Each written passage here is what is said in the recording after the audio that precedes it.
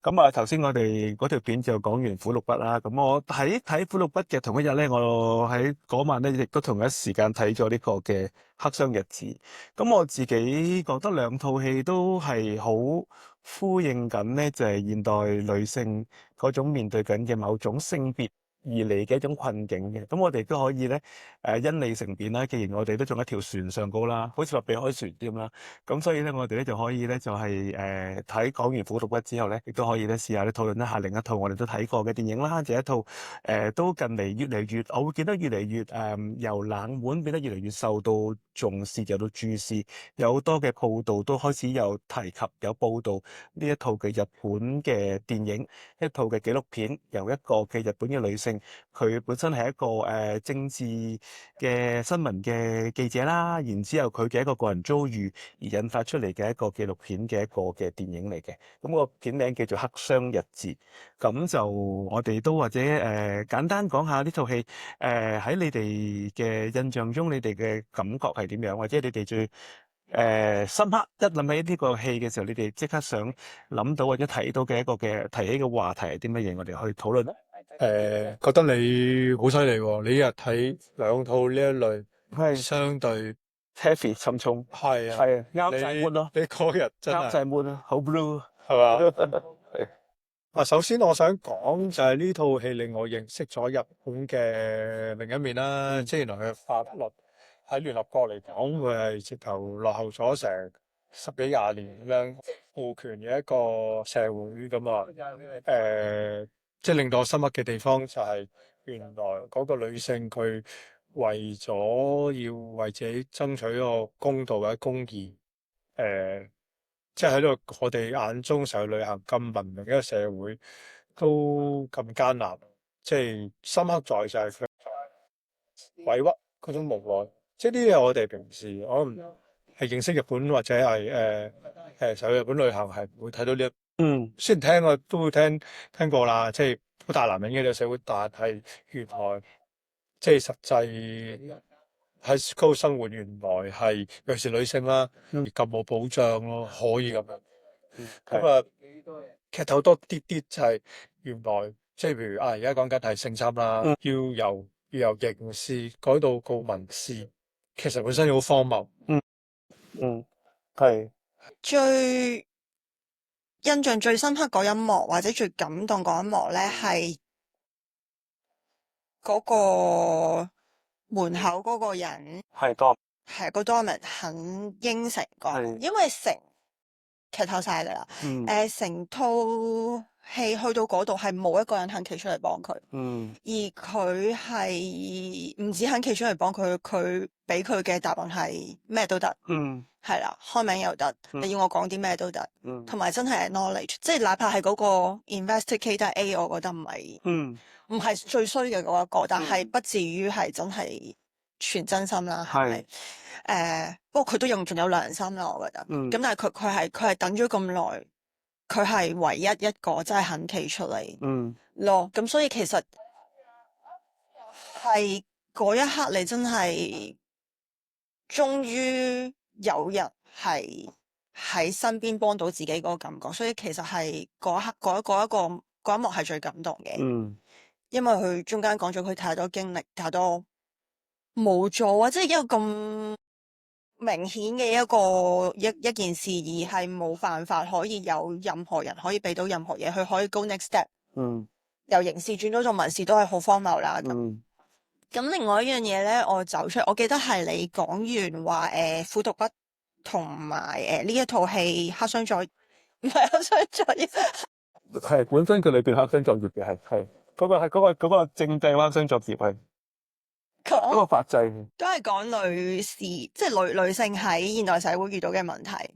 跟住我連咗呢兩套戲嘅其中一樣嘢咧，就係唔知點解呢個世界係女人係唔會幫女人嘅。而呢樣嘢作為女人係覺得俾一個男人蝦更傷咯。係啦，咁係咯，咁呢一樣嘢係另外一個最大嘅感覺。係啦，嗱呢套戲本身就係簡單簡介，就係講緊頭先我話一個嘅即係日本嘅政治新聞嘅記者啦。咁佢因為工作嘅緣故啦，就同咗一個日本嘅政界，好似係駐加拿大係嘛？好似嘅一個嘅即係官員啦嘅一個嘅飯局之後咧，就被呢一個官員帶咗去酒店，然之後就進行性侵。個女士咧就係喺性侵途中已經醒咗啦，然之後咧就離開呢個酒店，然之後佢開始去求助，咁就開始帶出成個佢一個即係爭取公義嘅過程啦咁樣。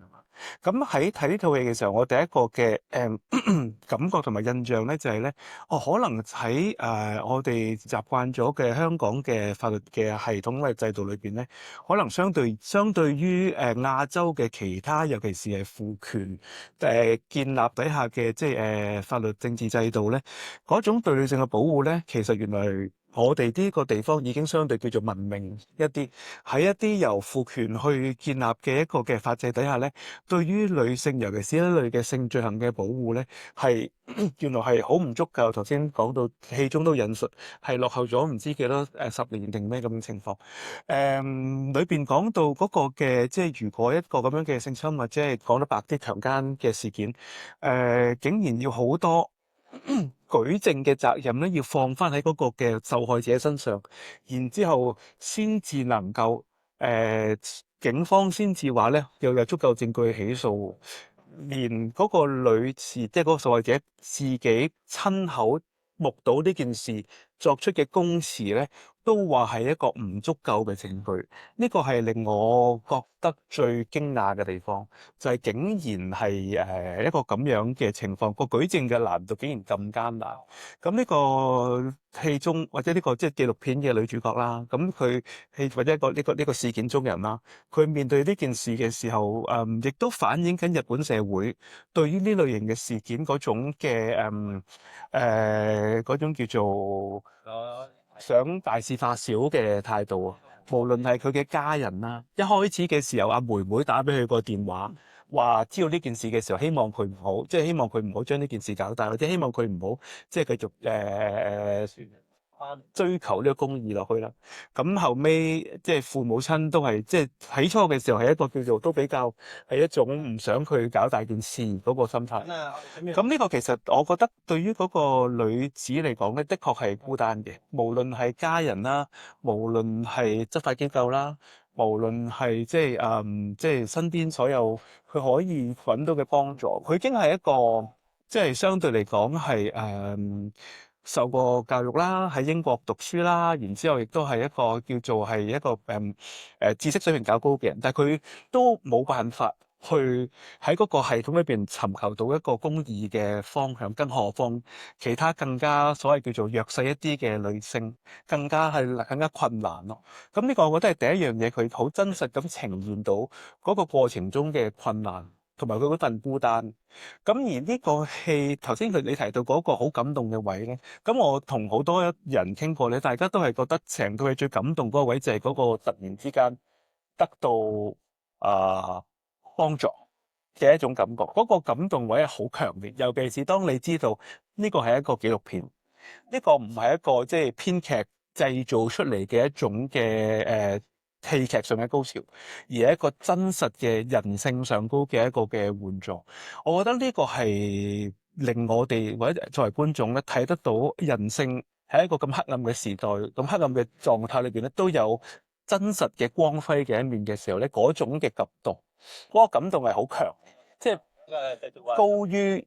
平時我哋睇開一啲戲劇性嗰種嘅咁，因為戲劇性我哋覺得佢係即係都係製造出嚟啦。呢個係一個真實嘅即係事實嘅呈現咧，嗰個嘅感覺係更加強烈。頭先我哋上一條片就講開苦毒筆啦，咁我覺得兩個女主角最大嘅分別就係咧，呢個女主角其實都有試過去做傻事嘅，咁但係咧佢喺身邊裏邊咧佢叫做得到一啲支持，或者佢睇得到一啲支持，於是乎咧佢都叫做係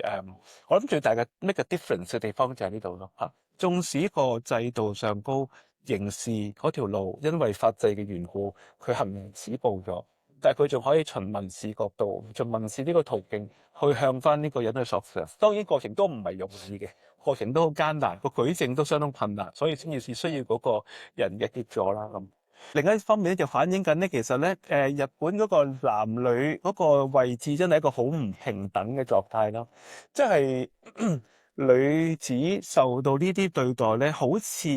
係一件，反而係嗰個女子被人詬病啦。係咪你衣着太過唔檢點啊？行為太過開放啊？好多女性反而去攻擊翻佢啦，話佢係借嗰個政要嘅身份係去博取名聲啦，咁樣嗰啲嘢。咁呢個我覺得係一件好令人傷痛嘅事嚟嘅。即係我哋以前譬如睇聖經都會講，即係喺一個奴隸嘅社會裏邊咧，都有奴隸係去支持奴隸制度，而去逼迫其他奴隸嘅。即係同一個 analogy 就係、即係女性係一個女性受到逼迫嘅一個嘅社會裏邊咧，都有一啲女性係支持一種咁樣嘅不公義嘅制度，去逼迫其他女性，可能係被洗腦啦，可能係佢哋可能喺呢一種不公義制度裏邊嘅某程度嘅既得利益者啦。種種呢啲原因令到佢哋會成為咗逼迫嘅一份子，咁所以呢個都係好值得反省，就係話其實我哋睇呢個即係男女平等嗰個嘅問題嘅時候咧，都唔係純粹係話男嘅幫男，女嘅幫女嘅，可能好多時我哋睇翻社會嘅結構係點樣。咁而成套戲，我覺得最令人即係感動嘅位就頭先你所講啦，即係話佢嗰個嘅即係得到支持同埋幫助咯。咁其實從呢一個戲，我哋可以反思翻喺我哋身處嘅地方啊，有冇一啲又係一樣係有一種叫做隱藏嘅、唔太顯眼嘅一啲我哋或者習以為常嘅不公義，或者一種即係叫不公平嘅對待咧嚇，有冇呢啲事情發生緊咧？咁樣呢個我哋都可以深思咯。咁對於呢套紀錄片，大家仲有啲咩特別深刻嘅地方，或者想分享討論嘅地方？正如你頭先所講，係咯，即係喺咁困難情況底下，所以其實就係日本女性好多都可能經歷同樣嘅遭遇，但係就好似係咪有70%定唔知80%都唔會即係喺度發聲咁，係之所以就係咁。係啊，個戲就係講緊，其實願意企出嚟嘅已經係佔好少數，即係話其實可能更加多喺個社會裏邊係受到呢種對待嘅人嘅女性啦，係一路都係即係唔敢出聲嘅。即係諗下女主角佢已經係可能喺外國讀過書，係相比普通日本女性，佢已經係個眼光闊啲，同埋佢仲要做記者，即係佢個知識或者佢個即係知道渠道嘅層面都已經算多，但係都咁困難。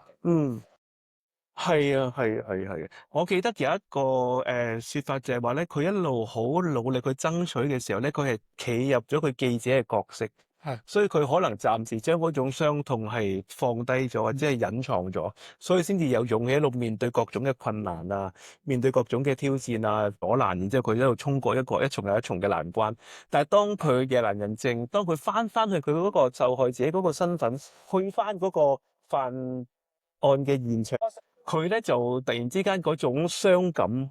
就浮現出嚟，然之後令到佢即係萌生一啲即係做錯事嘅一個嘅念頭啦。咁所以呢個可能都係，其實我覺得好多時我哋嘅生活都係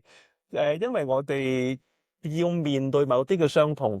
或者要即係繼續生活落去，我哋跳入咗另一個角色裏邊，去隱藏咗嗰種傷痛，隱藏咗嗰種嘅即係對我哋嘅傷害。但係嗰樣嘢唔係消失咗。當我哋某個時間、某個空間，我哋接觸翻嗰份傷痛嘅時候咧，其實係嗰樣嘢係未處理、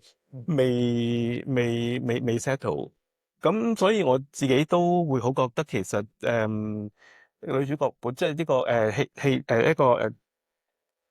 紀錄片中嘅一個嘅當事人啦，其實佢都係可能未完全 recover from 整件事件，可能佢都需要一個即係更好嘅方式去幫佢去即係療癒整個即係事情。雖然到而家應該叫10年啦，2015年發生嗰件，咁但係就都係一個即係佢即係需要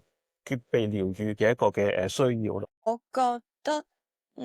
其實都係有少少講翻頭先女士唔會幫女士。其實我有啲覺得好多時候而家呢個社會係好中意 blame the victim 咯。我自己有諗過呢一個課題噶。當你即係啲人係好容易，當你身處你所謂係一個 underdog 嘅位置嘅，你反而係想揾多一個都係 underdog 位置嘅人去踩低，以至你可以升翻高自己，又或者佢想攀附。即係呢一樣嘢係，我覺得係最悲哀嘅咯。咁所以即係我自己就覺得，唉，即係要提醒，即係尤其是而家好多人中意睇東張啦。咁東張其實都好多時候都係你，尤其是身邊有啲就會猛咁係話係佢蠢咯，係佢蠢先至俾人呃咯，係佢蠢先會經歷啲咁嘅嘢咯。但係永遠嗰個焦點唔會係嗰個做錯事嗰個人，而係詬病個 victim 咯。咁我覺得呢個都係喺呢件事上邊，我都會覺得係一個提醒。我即係如果多啲人去 support 佢嘅話，其實成件事亦都唔即係對於佢嚟講都係一個容易啲、冇咁難受嘅一樣嘢嚟嘅咯，係咯。即係縱使嗰個即係好似你咁講，縱使其實係嗰個制度係有問題，但係人情係可以搭救。